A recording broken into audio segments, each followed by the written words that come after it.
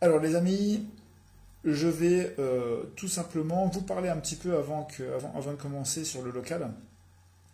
Je voulais faire un petit tour avec vous sur tout ce qui touche les motivations, euh, les faisabilités aussi liées à la création de microcrèches et liées surtout à la création d'entreprises. Alors, j'aimerais vous faire part de ma vision des choses. Ça fera l'objet d'une vidéo complète où je vous expliquerai mon parcours, pourquoi j'en suis arrivé là, comment j'en suis arrivé là, de où je suis parti. Vous verrez que si j'y suis arrivé en partant de zéro, voire même de moins 1000, si je puis dire, vous saurez pourquoi dans la prochaine vidéo, eh bien, c'est bien la preuve que tout le monde peut y arriver. Si vous êtes courageux, si vous avez la motivation, si vous ne lâchez rien, tout est possible. Voilà, donc les premiers, voilà, les premiers membres arrivent, donc n'hésitez pas à me mettre en commentaire que vous êtes là, que vous m'entendez correctement et que vous me voyez correctement, afin qu'on puisse véritablement échanger.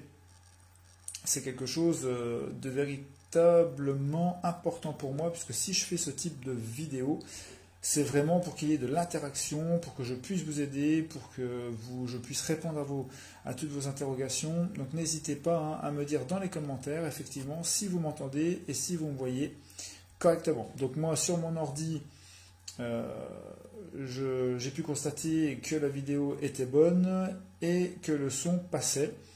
Donc n'hésitez pas à m'en faire part. Donc en termes de motivation, en termes de réussite, il est impératif, et ça voilà, ceux qui vous diront le contraire, pour moi sont des menteurs, il est impératif pour réussir, tout simplement, de mettre les bases en place de son projet, tout mettre à plat, tout mettre sur une feuille blanche, bien préparer tout ce qui touche aux bases de la création. Une fois que vous avez un plan d'attaque, c'est beaucoup plus facile de se projeter dans l'avenir. Tout est mis sur papier, vous avez des étapes à suivre, vous avez des pas jour après jour, vous avez des pas semaine après semaine, des pas mois après mois.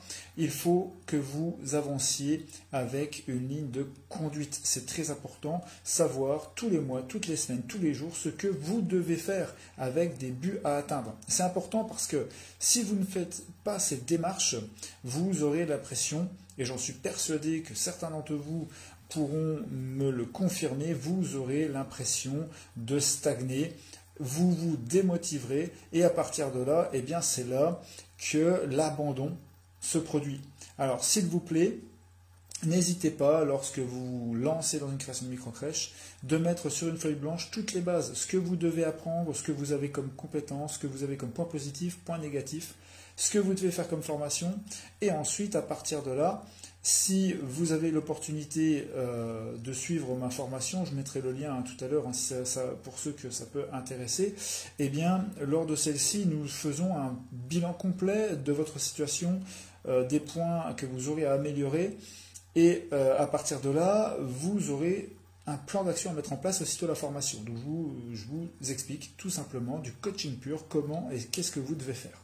Eh bien, tout cela, si vous ne souhaitez pas réaliser la formation, vous devez le mettre en place vous-même.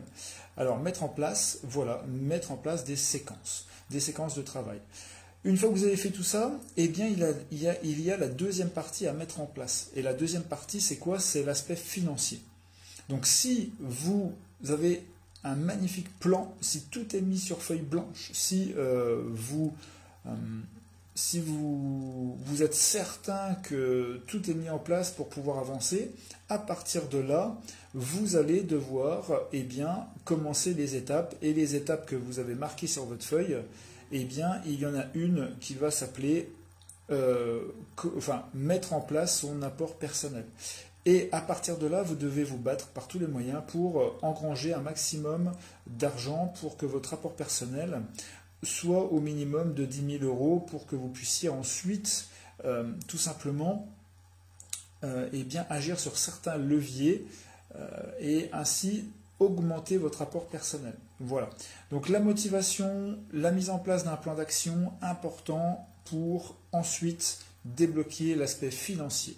Moi, l'aspect financier, c'est celui qui m'a bloqué durant durant 5 ans, voire plus de 5 ans. J'ai tout fait pour augmenter mon apport personnel. J'ai réussi à le faire au bout de 5 ans. C'est pour ça qu'il faut vraiment, vraiment, et je le dis haut et fort, et vous verrez dans la prochaine vidéo pourquoi j'ai mis autant de temps. Vous allez voir de où je suis parti. Et après, vous n'aurez plus d'excuses. Vous ne pourrez plus me dire moi je peux pas, Johan, je suis désolé, je peux pas faire ci, je peux pas faire ça, Johan, j'ai pas d'argent. Vous verrez. Vous verrez que je suis parti de très très très très bas. Et aujourd'hui, eh bien, la réussite est au bout. J'ai 2 structures. La troisième, je touche du bois, est en construction. Elle va débuter. Donc c'est possible, tout en étant parti de très très loin. Voilà. Alors, j'espère retrouver rapidement Floriane. Non. Bon, eh bien, je vais commencer à répondre alors, tout simplement, aux questions que Floriane la question que Floriane a laissée sur le groupe il y a quelques jours, le 20 avril exactement. Donc elle nous dit qu'elle est en pleine négociation concernant le bail commercial de sa future microcrèche. Donc elle est en train de discuter son bail commercial. Son propriétaire lui demande 3 mois de caution et 3 mois de loyer d'avance le jour de la signature du bail, soit 12 000 € hors taxe au total, car 2 000 hors taxe de loyer par mois.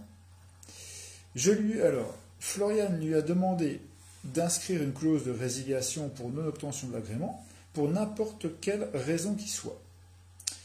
Il m'a dit que dans ce cas-là, il ne me restituerait pas les 12 000 € pour pallier les différents frais engendrés.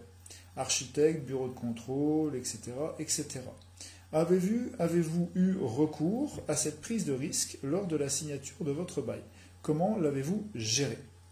Alors, lorsque l'on s'engage, il y a deux choses complètement vraiment distinctes. Il y a le fait de créer une microcrèche et de s'engager sur des locaux en province et sur le secteur parisien. C'est 2 choses vraiment distinctes. Pourquoi?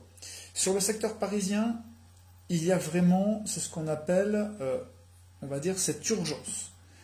J'accompagne beaucoup de personnes sur Paris, secteur parisien, grande, petite couronne, intramuros. Cette urgence est réelle. C'est-à-dire que lorsque vous trouvez un local qui est à même de répondre à toutes les demandes de la PMI, eh bien, sachez que jamais, aujourd'hui, vous ne serez seul sur ce local. Alors, qu'est-ce que ça engendre? Ça engendre qu'il va falloir travailler dans l'urgence et ça engendre qu'il va falloir s'engager et éventuellement, effectivement, prendre certains risques et moyennant finance. Ce qui n'est pas forcément le cas en province. Lorsque vous allez vous engager sur un bail, lorsque vous allez trouver un local en province, eh bien, généralement, vous allez avoir le temps de discuter avec le propriétaire, de négocier certaines choses, et à partir de là, il y aura beaucoup moins de pression pour réaliser les démarches.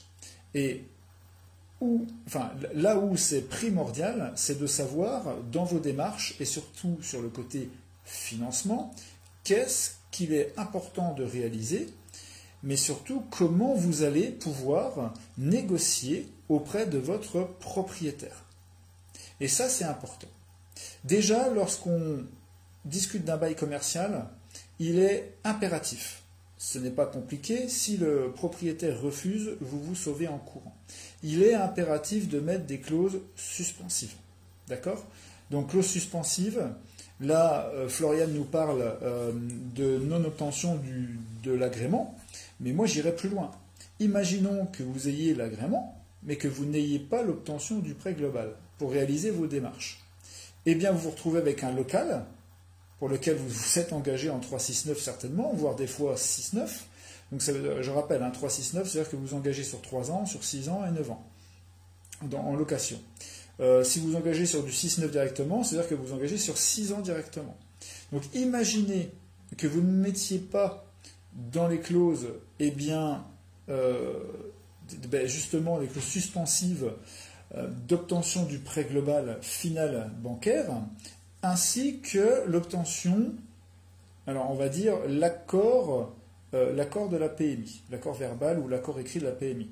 Parce que vous le savez tout aussi bien que moi, l'obtention de l'agrément arrivera bien trop tard pour que vous puissiez,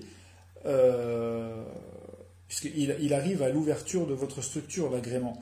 Donc vous n'allez pas pouvoir faire attendre le propriétaire jusqu'à l'obtention de l'agrément. Par contre, vous allez lui amener et faire sauter cette clause à partir du moment où la PMI va vous confirmer par écrit que votre projet est recevable. Donc à partir de là, il n'y aura pas de problématique. Donc première chose à faire, tout simplement, et ça c'est une obligation, si le propriétaire n'est pas en mesure de répondre positivement à cette demande, vous laissez tomber immédiatement le local et vous allez en chercher un autre. D'accord?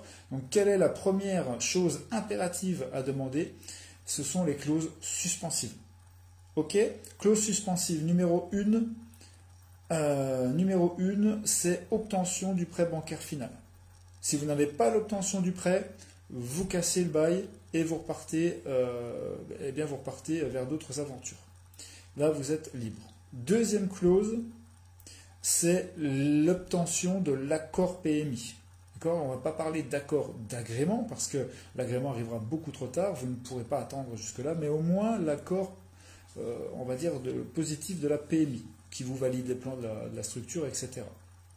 Donc une fois que tout ça c'est validé, eh bien, vous allez devoir penser à quoi?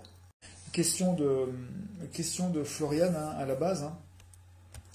Donc au niveau du loyer, donc je le répète, ce qu'il faut impérativement faire, c'est déjà 2 clauses suspensives.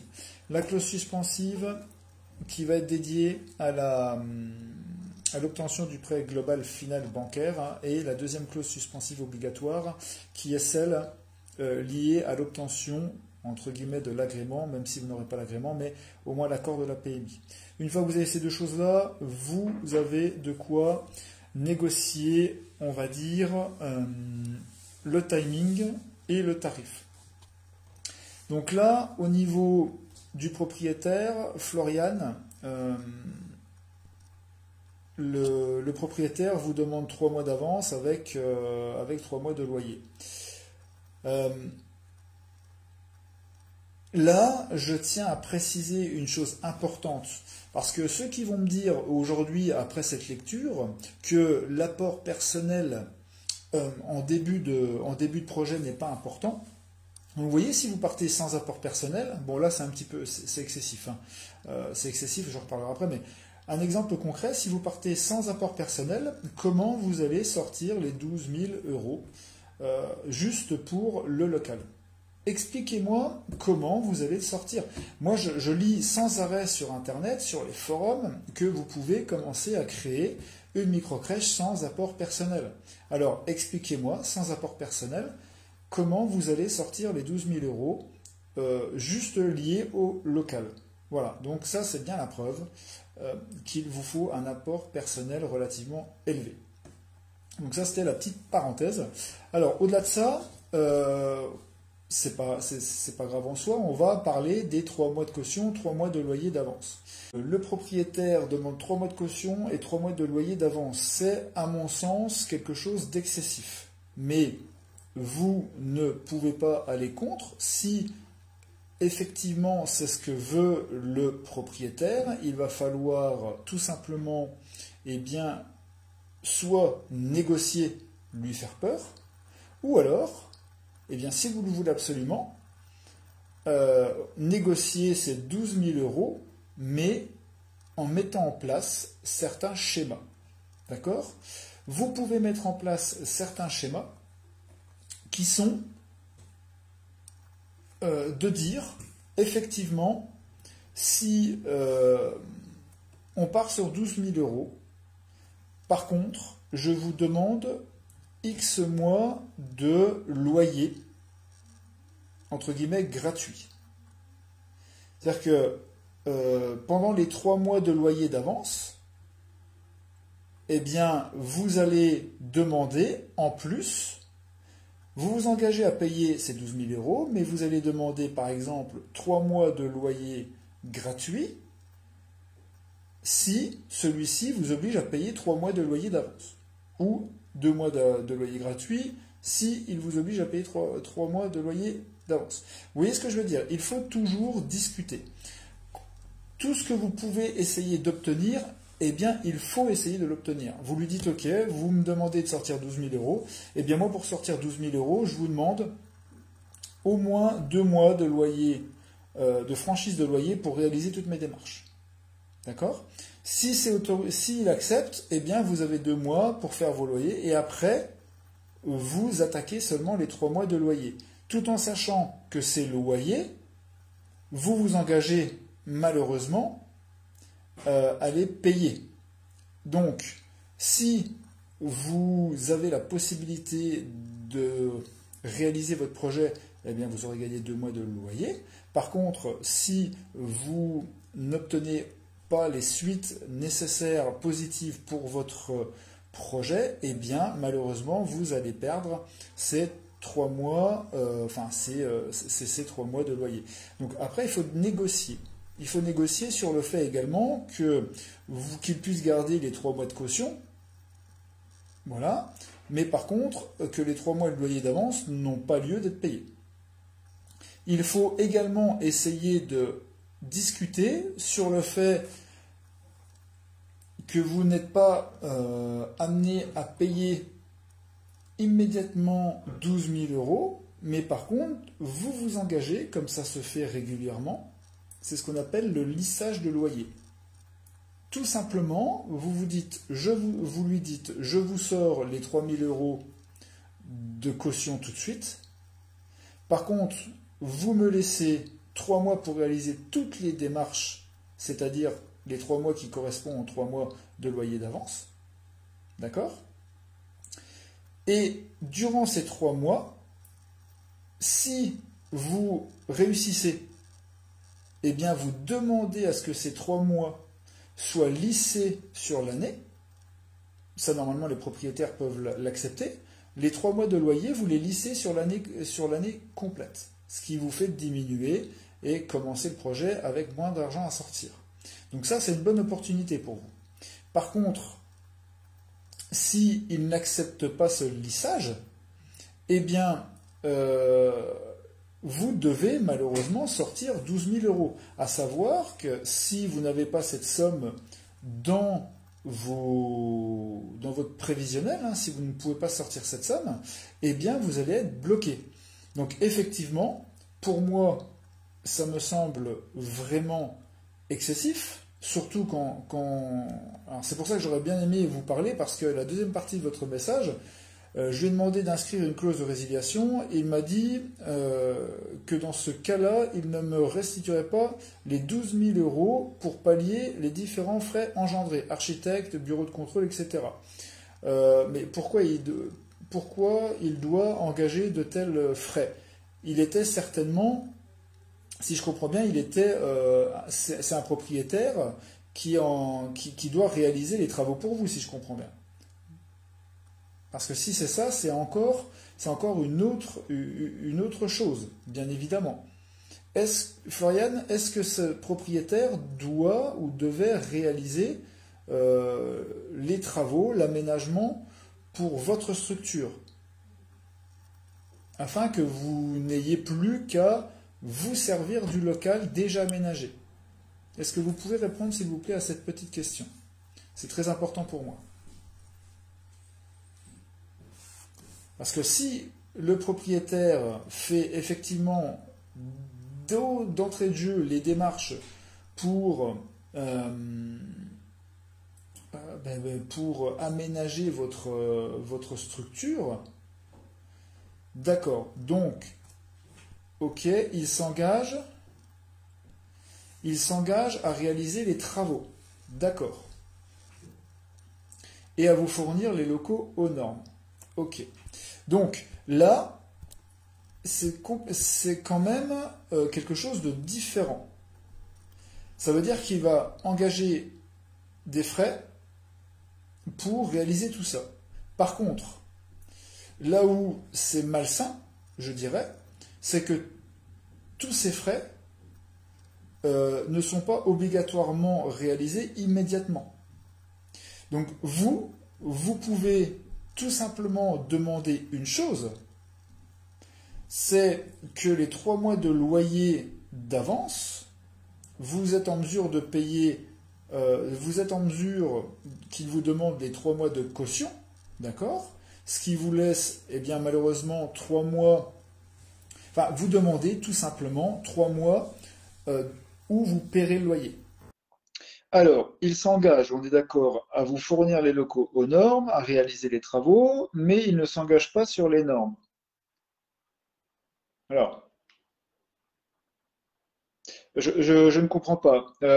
Il s'engage à vous fournir des locaux aux normes, mais il ne s'engage pas sur les normes. Euh, Là, je ne comprends pas, Florian, je suis désolé. De quelle norme vous voulez parler? Alors, il s'engage à réaliser les travaux, mais il ne s'engage pas à ce que ce soit tout aux normes. Lui, il me livre des locaux rénovés. Alors, Florian, c'est pas possible. C'est pas possible. Si il s'engage à vous donner un local rénové, vous n'allez pas recasser ce que lui va faire. Vous comprenez ce que je veux dire? C'est complètement ridicule qu'il vous fasse un local rénové sans prendre en compte euh, les, les obligations de la PMI, puisque vous allez devoir tout recasser pour remettre aux normes. Donc il est, je ne comprends pas. Il vaut mieux, quitte à augmenter légèrement le loyer mensuel, euh, qu'ils mettent tout aux normes. Comme ça, vous entrez dans le local qui, lui, est validé par la PMI. Donc, en plus, ça vous retire une clause suspensive parce que vous aurez travaillé dessus ensemble. Une fois, en plus, lui est gagnant puisqu'il augmente le loyer et vous êtes gagnant aussi puisque vous n'engagez pas de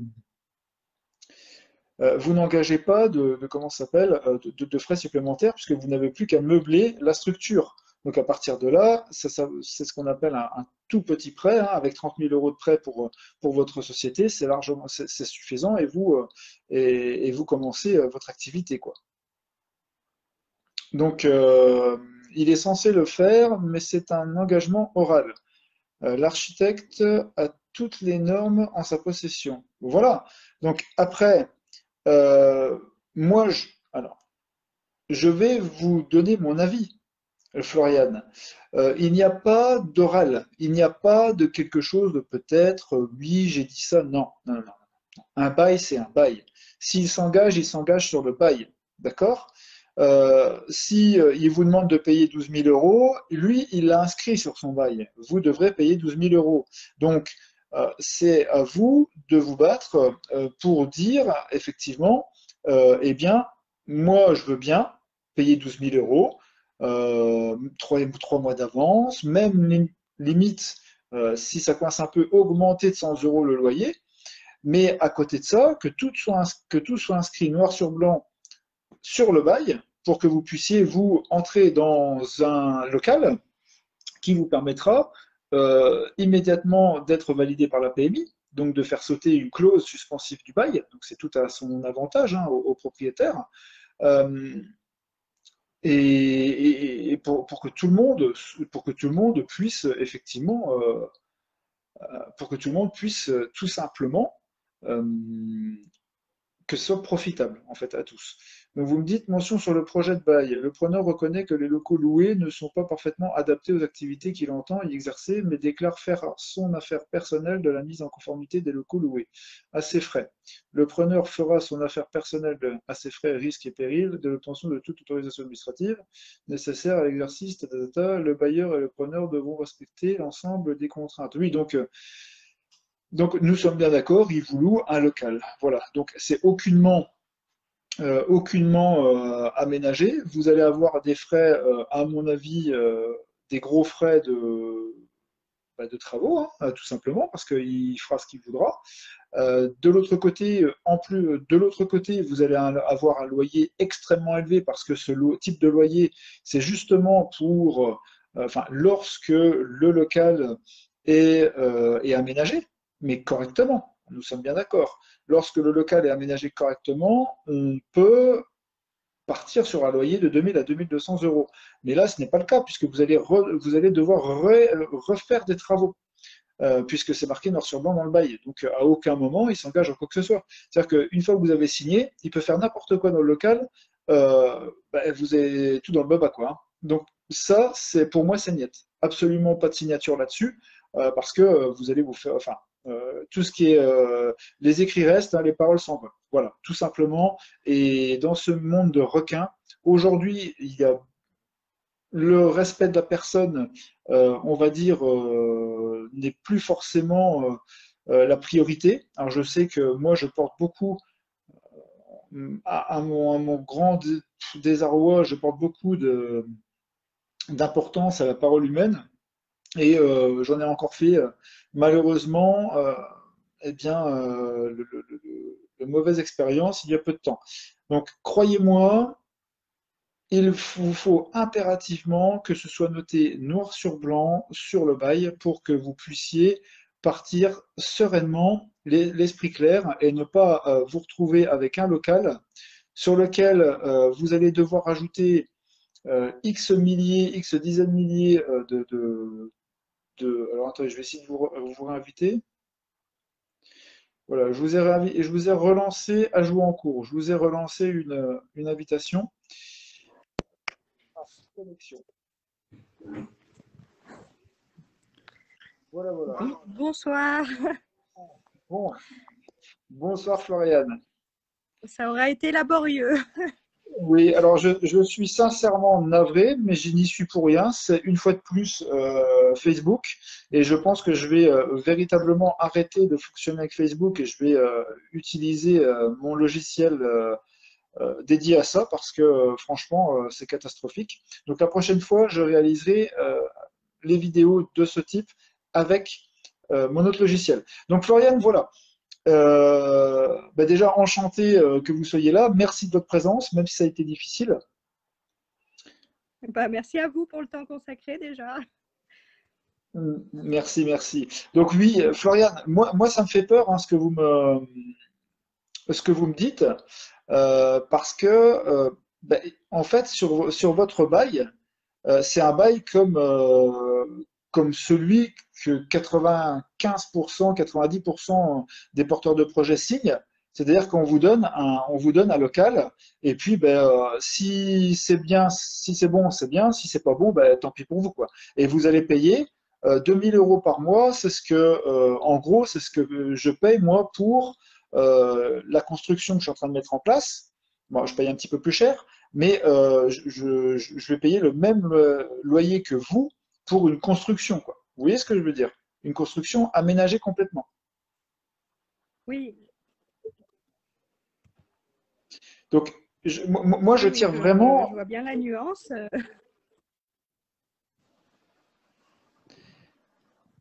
Voilà, donc moi, je tire sincèrement, c'est pas pour vous faire peur, mais mon boulot aujourd'hui, c'est de vous avertir.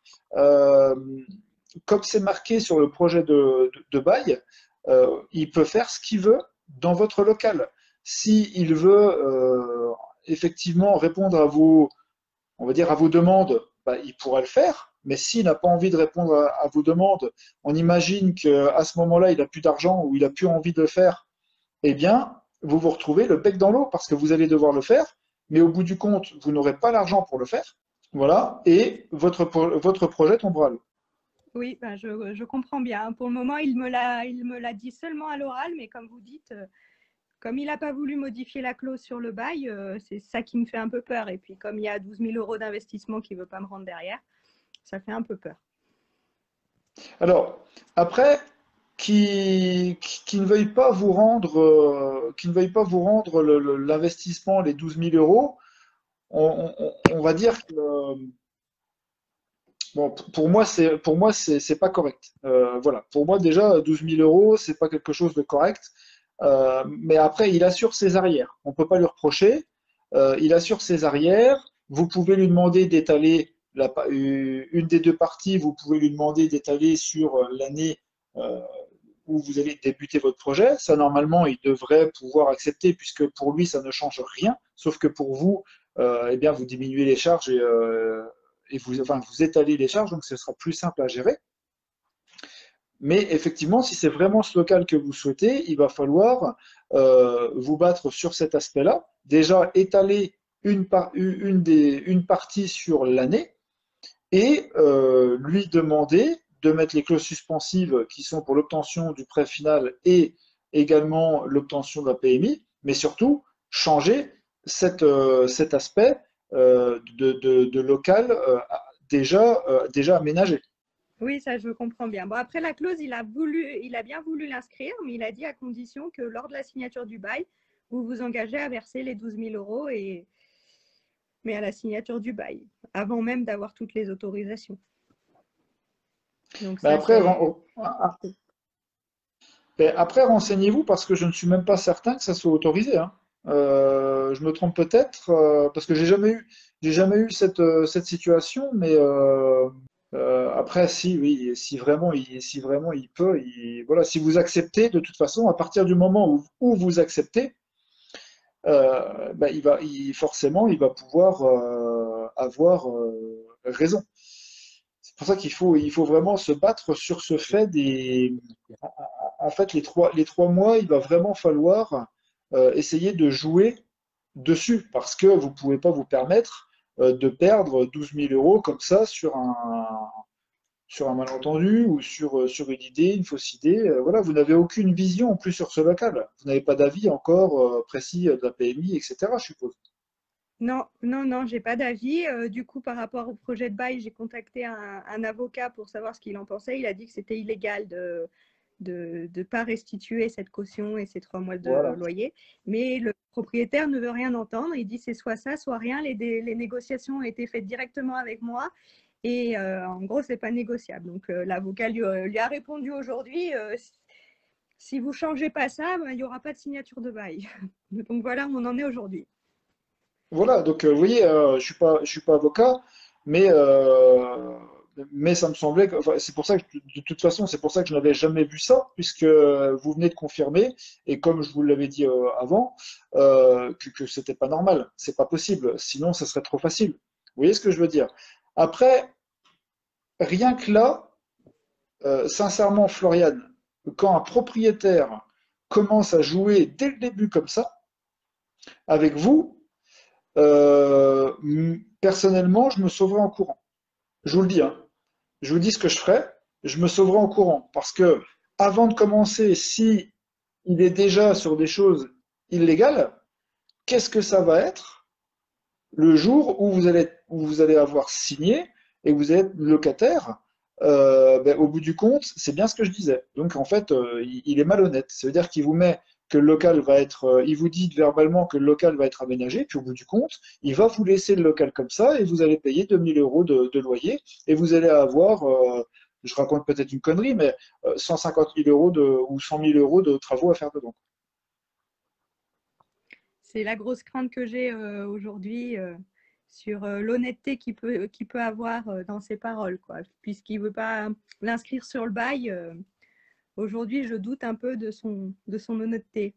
Parce que comme vous dites, c'est vrai que les travaux, comme c'est inscrit dans le bail, il peut me laisser comme ça et dire débrouillez-vous, vous avez signé, merci, au revoir. Et... Bien sûr, alors vous avez signé un bail comme ça, vous payez un loyer ben, justement là pour le cas un loyer pour un local qui devrait être aménagé, mais au bout du compte, vous allez payer extrêmement cher pour quelque chose que vous n'avez pas. le problème Voilà. que Ou j'ai alors, aujourd'hui. Donc déjà, vous me confirmez que demander 3 mois de caution et 3 mois d'avance de loyer, c'est exorbitant, surtout si c'est pas restituable. ah ben, déjà pour moi c'est exorbitant, mais en plus ben, l'avocat l'a confirmé, donc ben, ça me rassure. C'est illégal de vous dire je ne vais pas vous rendre l'argent puisque c'est de la caution. Bon, donc il y a forcément moyen, il doit y avoir une protection pour vous. Vous voyez ce que je veux dire? Et une protection pour vous si vous mettez les clauses, etc. Il y a forcément forcément une clause qui fera que vous devez récupérer une partie de l'argent. Maintenant, ça, j'ai déjà vu hein, qu'on demande les loyers d'avance, ça se fait beaucoup sur le secteur parisien, mais à côté de ça, les propriétaires sont favorables, on va dire, pour un arrangement, un étalement. Vous voyez ce que je veux dire? Vous, c'est pas le cas. Donc, en gros, ben, c'est le vilain requin qui veut tout avoir sans rien donner. En gros, c'est ça. Et lorsqu'on part sur un propriétaire de ce type, malheureusement, j'espère que vous vous en mordrez pas les doigts ultérieurement.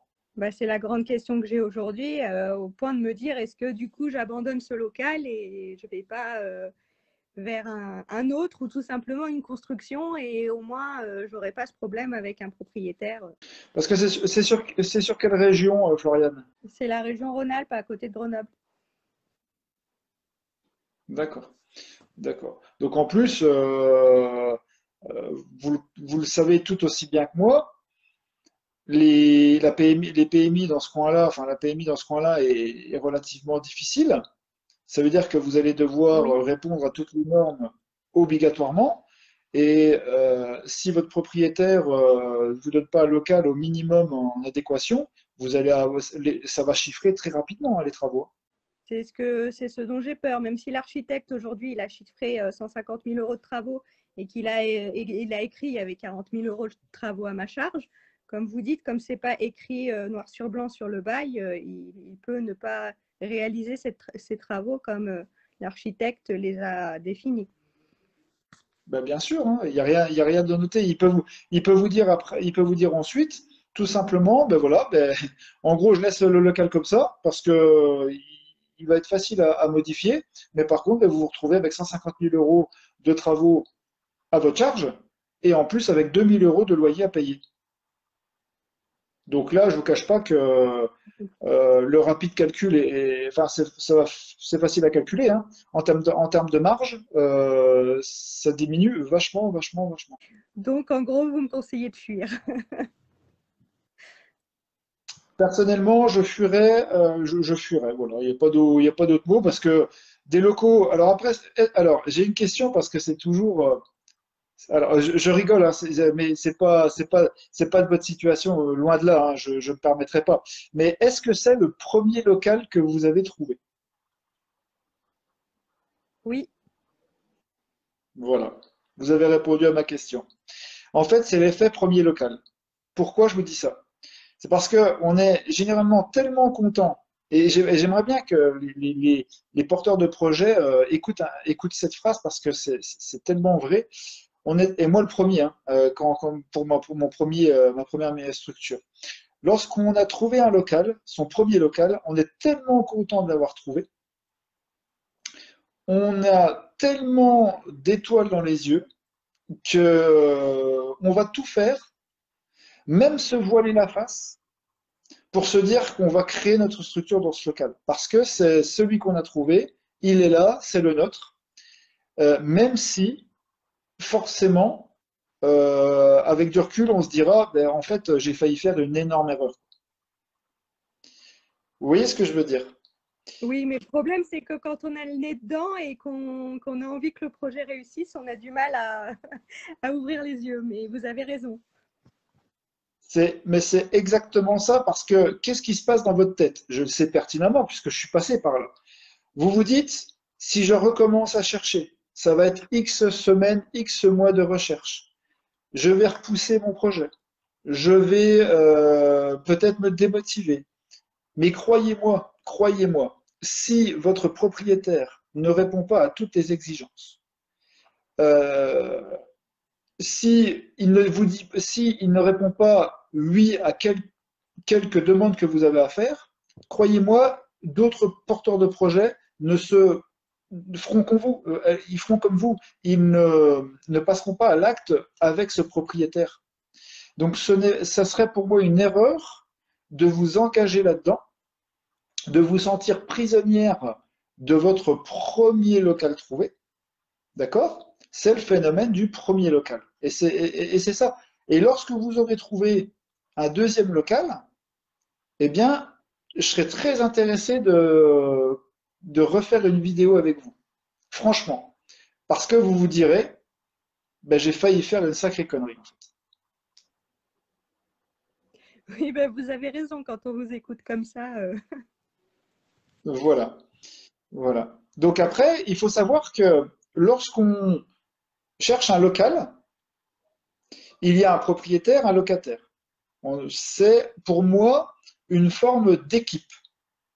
Nous sommes d'accord. Puisque le propriétaire marche avec Oui, le locataire marche avec le propriétaire. Si dès le début, il y a un manquement d'un côté ou de l'autre, vous êtes d'accord, je pense que vous serez d'accord avec moi, que ce manquement ne peut pas durer sur 10, 15 ans, c'est pas possible. Parce que vous allez rencontrer d'autres problèmes. Si dès le début, il vous pose déjà des gros problèmes et il vous oblige à signer des choses illégales, imaginez ce que ça va être par la suite. Donc oui, moi, c'est vrai que ça fait. voilà. Donc moi, ce que je vous conseille, Florian, c'est pas compliqué. C'est de poser sur papier ce que vous exigez. Tout simplement. Vous exigez clause suspensive, c'est-à-dire obtention du prêt, accord PMI, au moins sur l'accord du local et de l'aménagement envisagé. D'accord? Oui, Ensuite, vous allez marquer noir sur blanc qui s'engage à prendre, vous engagez à payer 2 000 € de loyer à partir du moment où ce local est aménagé aux normes afin d'accueillir votre structure. D'accord? Et à partir de oui, là, si tout ça est mis en place, les 3 mois de caution, vous les récupérez, si jamais il y a quoi que ce soit. Par contre, vous engagez à payer. Alors, si vous avez, n'hésitez pas à prendre des notes, hein, vous vous engagez à tout simplement à payer les loyers que vous allez, entre guillemets, utiliser. C'est-à-dire que si vous commencez au mois de mai, vous allez payer le mois de mai. Vous vous engagez à payer le mois de mai, donc 2 000 €. D'accord? Le temps de faire les démarches. À partir du moment où vous arrivez en juin, à partir du 1er juin, vous vous engagez à payer le deuxième mois de loyer. Vous voyez ce que je veux dire? Mais vous payez que ce que vous utilisez. Ça me semble cohérent. d'accord. D'accord? Si ça, il accepte, pour moi, ça me semble cohérent. Il est payé des loyers que vous ne, ben, pour lesquels vous bloquez son local. D'accord? Par contre, il vous restitue les 3 mois de caution. Ça me semble cohérent. D'accord, oui. Et après, si vous n'utilisez qu'un mois sur les 3, eh bien, vous lui dites tout simplement, je prends votre local, et puis les 2 mois restants de loyer, eh bien, vous les lissez sur l'année restante, puisque vous allez vous engager avec. Donc, vous lui dites, OK, les 3 mois d'avance, vous les lissez sur le restant de l'année. D'accord? Comme ça, D'accord. vous êtes gagnant. Vous êtes gagnant, vous étalez tout, vous partez, on va dire, vous êtes sereine, et lui, eh bien, il est gagnant à partir de là. Donc, s'il est d'accord pour valider tout ça, je vous dis oui. S'il ne valide pas, vous claquez la porte et vous sauvez. C'est vrai que ça fait une moins grosse prise de risque. Ça fait 3 mois de loyer au lieu de 3 mois de caution et 3 mois de loyer. C'est vrai qu'aujourd'hui, si les 12 000 € ne sont pas restituables, c'est l'apport personnel que j'ai aujourd'hui. Donc, pour un autre projet, je les aurais plus. Ben, voilà, vous pouvez pas vous permettre. Vous pouvez pas vous permettre. Donc, même ça, vous devriez avoir une sonnette d'alarme au-dessus de vous, avoir quelque chose qui vous dit, oh là là, là, bip, bip, bip, bip, là, il y a un problème. Là, c'est pas possible. C'est quand même beaucoup d'argent quoi, pour rien, parce que en fait, vous jouez au loto, quoi, Florian. En gros, c'est ça. Vous jouez au loto. Voilà. Et une création d'entreprise, c'est pas du loto. Une création d'entreprise, c'est vous avez de l'argent, vous payez ce que vous devez payer. D'accord? Moi, je suis le premier à dire quand il faut payer, je paye. Mais par contre, je ne dépenserai pas un centime dans quelque chose qui ne m'apporte rien. Voilà. Parce que, en plus, vous avez parlé d'avocat tout à l'heure, mais vous allez encore devoir payer des actes parce que les avocats, voilà, ils vont vous demander de l'argent. Donc tout ça, ça va s'additionner aux 12 000 euros pour lesquels vous n'êtes même pas sûr d'avoir. Donc il faut vraiment mettre les choses au clair avec lui. Et s'il veut rien entendre, eh bien vous partez, parce qu'il trouvera jamais, au grand jamais, un locataire de microcrèche qui dira oui dans ces conditions. C'est impossible. C'est impossible. Et si vous voulez, vous lui dites qu'il m'appelle. Parce que je serais vraiment intéressé de parler avec ce type de personne. Voilà, c'est le type de personne, c'est un commercial dans l'âme et c'est un beau parleur et il veut juste louer ses locaux en fait. Ouais, ben, ouais. Enfin, Il faut se méfier. je vais garder ce que je pense pour moi, mais voilà, c'est pas correct du tout. Non, je pense qu'il faut se méfier de ce genre de personnes et malheureusement, c'est dur à accepter de lâcher un local quand on cherche depuis un moment, mais c'est faut se dire que c'était pas le bon. De toute façon, Floriane, comme je dis aux porteurs de projets que j'accompagne, des occasions, il y en a. Vous en avez eu, vous en aurez d'autres. Même s'il n'y en a pas 15 000, vous en avez eu, vous en aurez d'autres. Il faut être patient. Le local, c'est ce qu'il y a de plus dur dans une création de microcrèche. Si vous n'êtes pas patiente, vous allez droit dans le mur et justement, vous allez jouer au loto. Et il ne faut pas jouer au loto. Il faut attendre, il faut être patient. Et le local idéal viendra au moment où il viendra. Après, vous aurez peut-être d'autres facteurs, d'autres vecteurs qui font que vous pourrez peut-être vous orienter sur une autre chose. Voilà, vous disiez tout à l'heure une construction. Peut-être que vous allez avoir un moyen de vous lancer sur de la construction à un moment donné. J'en sais rien. Voilà, mais le phénomène du premier local, franchement, c'est un phénomène que j'ai connu, parce que mon premier local que j'ai trouvé, euh, pour la petite histoire, c'était un ancien restaurant chinois, grand local, enfin voilà, tout ce qui allait bien. Le problème, c'est que j'avais une énorme somme à investir pour les travaux. Et j'étais fixé là-dessus, quoi. J'étais comme vous, j'étais fixé là-dessus. Je pensais que c'était bon pour moi. Je pensais que c'était ce local. Et si j'avais pas eu mon expert comptable à l'époque qui m'a dit les mêmes choses que je suis en train de vous dire, eh bien, je serais allé droit dans le mur. Et aujourd'hui, je la remercie encore, hein, puisque c'est grâce à elle que j'en suis à la construction de la troisième. Euh, voilà, il faut être patient. Alors effectivement, il y a peut-être de mon côté plus de locaux disponibles que du vôtre, mais je pense que vous aurez quand même des solutions. Est-ce que vous avez fait le tour aussi, le tour des maisons individuelles au locatif normal, et de poser la question aux propriétaires de passer le locatif normal au locatif commercial? Est-ce que vous avez pensé à faire cette démarche? Alors j'y ai pensé, mais pour le moment je ne l'ai pas encore fait puisque je suis focalisée sur ce local-là. Je ne suis pas allée au-delà, mais comme je suis en train d'ouvrir les yeux sur certaines choses, je vais commencer à m'y pencher plus sérieusement. D'accord. C'est important, hein, c'est important d'avoir aussi cette option parce que beaucoup de personnes pensent que c'est pas possible. Moi, je peux vous assurer qu'avec des porteurs de projets, on a eu des super occasions, des structures ont été créées dans des maisons individuelles qui étaient destinées à la base à du locatif normal, d'accord? Et de par des discussions, des échanges constructifs avec le propriétaire, eh bien, on a réussi à lui faire comprendre et lui faire voilà, comprendre qu'à partir du moment où dans sa structure, enfin dans sa maison, euh, il allait y avoir une micro-crèche, eh bien, son bien était loué éternellement, hein, si je puis dire, hein. Donc, ça engendre voilà, d'autres choses, mais qui peuvent être extrêmement positives pour le propriétaire. Et qui plus est, des fois, les propriétaires particuliers sont plus à même de participer aux travaux que des requins commerciaux comme ceux avec qui vous échangez. Oui, ben, je pense que je vais commencer à, à regarder autre part. Parce que du coup, vous répondez aussi à la question ben, de ces gros engagements financiers. Et voilà, c'est pas réalisable de se lancer dans un projet.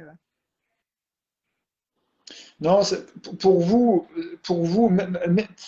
c'est même pas le fait que vous ayez, entre guillemets, enfin, je sais pas, 15 000 euros d'apport, je sais pas votre apport, mais même si vous aviez 50 000 euros d'apport, 100 000 euros d'apport, ça ne se fait pas de jouer au loto 12 000 euros.